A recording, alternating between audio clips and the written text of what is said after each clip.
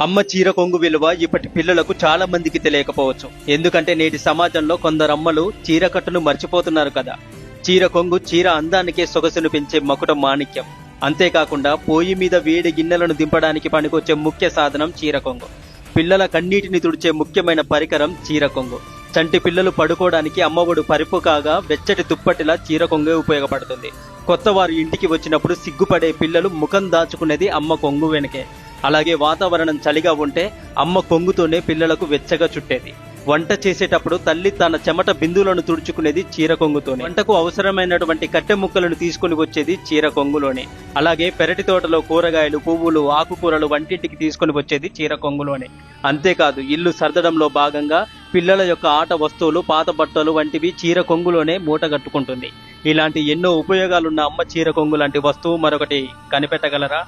ఇంతటి అద్భుతమైన అమ్మ కొంగులు